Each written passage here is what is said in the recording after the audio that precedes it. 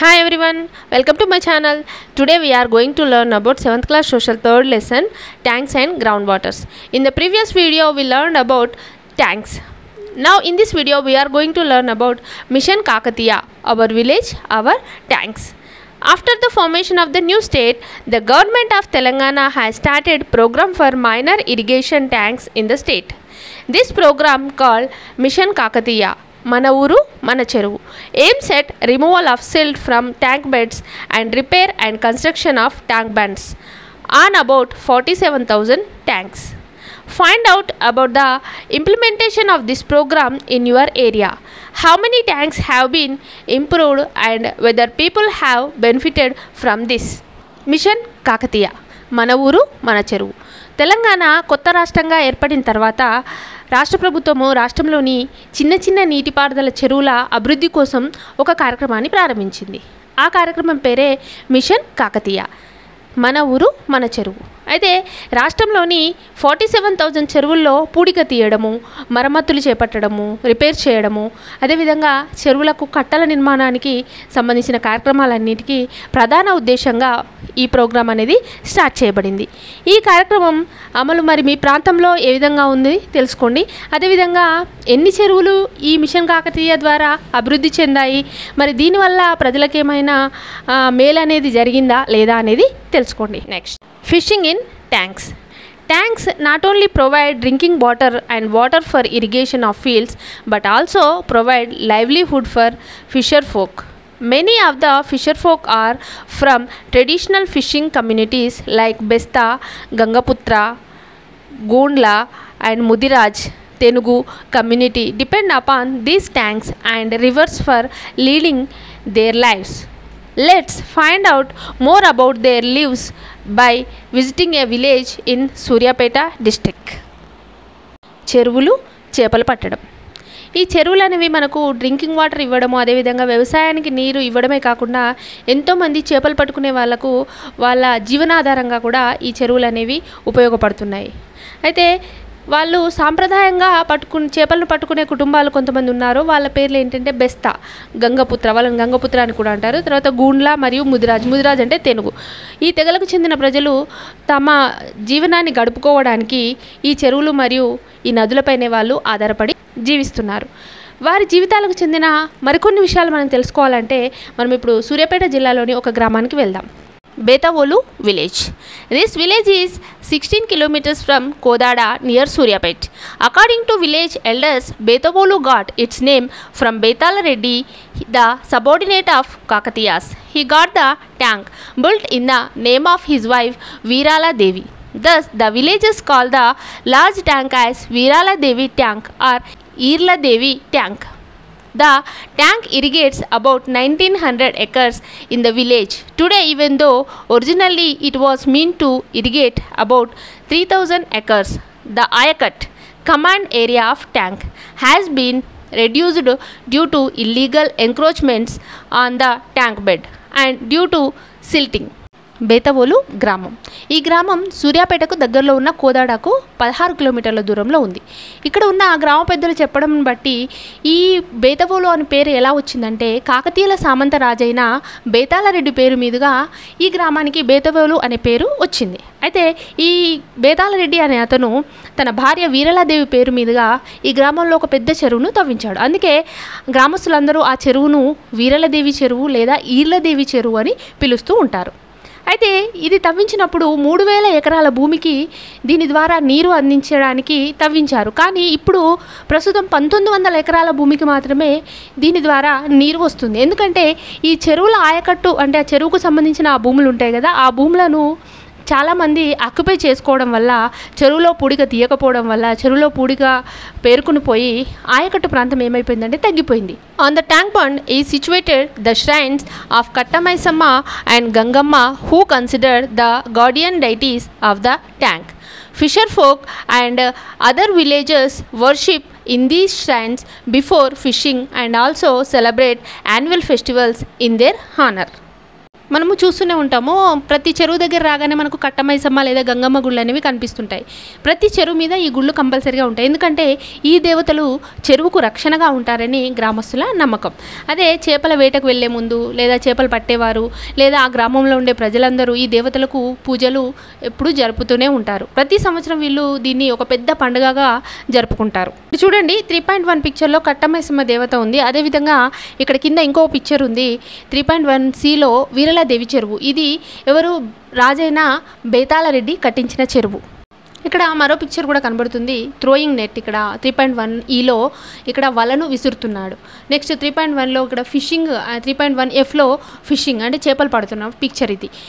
There are about 600 families of Besta, Gangaputra and Mudraj community in Betavolu village, out of which 60 to 70 households are leading their lives by fishing. However, they fish in the tank only during the months of March and April. During the rest of the year, they work as small farmers or laborers. అయితే ఈ బేతవోలు గ్రామంలో బెస్తా గంగపుత్ర తెగలకు చెందిన కుటుంబాల్లో 600 కుటుంబాలు నివసిస్తున్నారు. వీరిలో కేవలం 60 నుండి 70 కుటుంబాలు మాత్రమే చేపలు పట్టడాన్ని వాళ్ళ జీవనాధారంగా చేసుకున్నారు.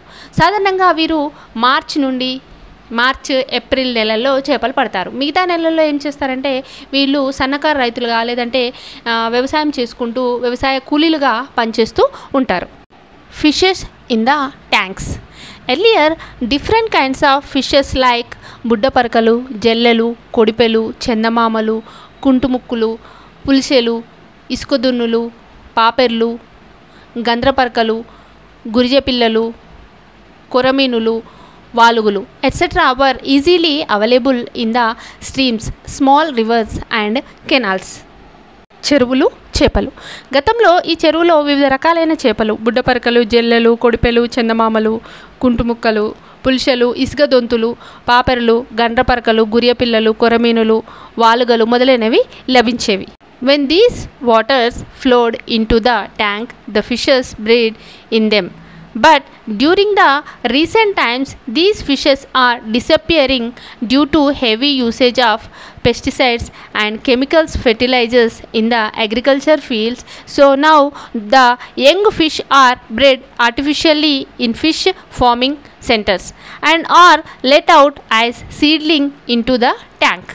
ఇంతకుముందు మనకు ఎన్నో రకాల చేపలు లభించేవి, కానీ ఇప్పుడు అలాంటి చేపలు మనకు కనిపించకుండా పోతున్నాయి. ఎందుకంటే ఈ మన అగ్రికల్చర్లో ఎక్కువగా వాడుతున్న ఈ ఫెర్టిలైజర్స్, ఈ పురుగుల మందుల ద్వారా, రసాయనిక ఎరువుల కారణంగా ఈ చేపలు ఏమవుతున్నాయంటే కనిపించకుండా పోతున్నాయి. నేడు ఇప్పుడు ఏం చేస్తున్నారంటే కృత్రిమంగా చేపల పెంపకం అనేది కేంద్రాల్లో చేపపిల్ల సీడ్స్ను ఉత్పత్తి చేసి చెరువుల్లో వాటిని వదిలి పెంచుతున్నారు. పెద్దవైన తర్వాత వాటిని పట్టి అమ్ముతున్నారు. When they grow big, they are fished and sold. The important among these are merige, ravu, boche, katla and bangaru tiga. These fishes are mainly available in the market nowadays. Each fish has its own special taste. Have you tasted the above mentioned fishes? కృత్రిమంగా ట్యాంకులలో పెంచి వాటిని చెరువుల్లో వేసి పెంచుతున్నారు కదా, అవి పెరిగిన తర్వాత వాటిని అమ్ముతున్నారు. ఇలాంటి చేపల్లో ముఖ్యమైనవి ఏంటి అంటే మెరిగే, రవ్వు, బొచ్చే మరియు బంగారు తీగ ఈ రకాలుగా చెప్పుకోవచ్చు. ఈ రకం చేపలే నేడు ఎక్కువగా మనకు మార్కెట్లో లభిస్తున్నాయి. ప్రతి చేప ఒక ప్రత్యేక రుచిని కలిగి ఉంటుంది. మీరు ఎప్పుడైనా ఇలాంటి చేపల రుచిని చూసారా? Why do we eat only a few types of fish? Why is the catfish banned? మనము కొన్ని రకాలైన చేపలే ఎందుకు తింటాము, మరి క్యాట్ ఫిష్ని ఎందుకు బ్యాన్ చేశారు? ఇది మీకు తెలిస్తే కామెంట్ బాక్స్లో కామెంట్ చేయండి. Net types. The fishermen use nets of different kinds to catch the fish.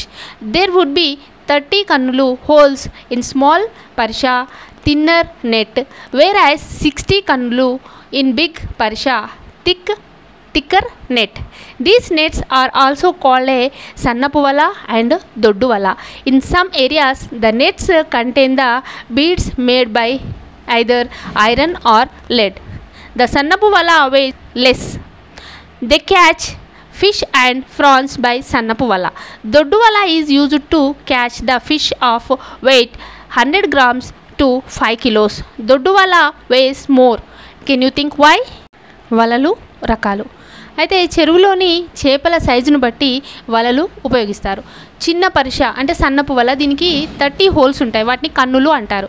పెద్ద పరిష అంటే దీన్ని దొడ్డు వల అంటారు, దీనికి 60 కన్నులు అంటే 60 హోల్స్ అనేవి ఉంటాయి.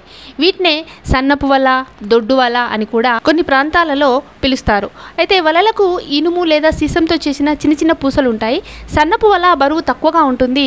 అయితే ఈ సన్నపు వలను ఉపయోగించి చిన్న చిన్న చేపలు, రొయ్యలను పట్టడానికి ఉపయోగిస్తారు. అదేవిధంగా ఈ దొడ్డు వలను 100 గ్రామ్స్ నుండి 5 kgs వరకు బరువున్న చేపలు పట్టడానికి ఈ దొడ్డు వలను వాడతారు. దొడ్డు వల బరువు ఎక్కువగా ఉంటుంది.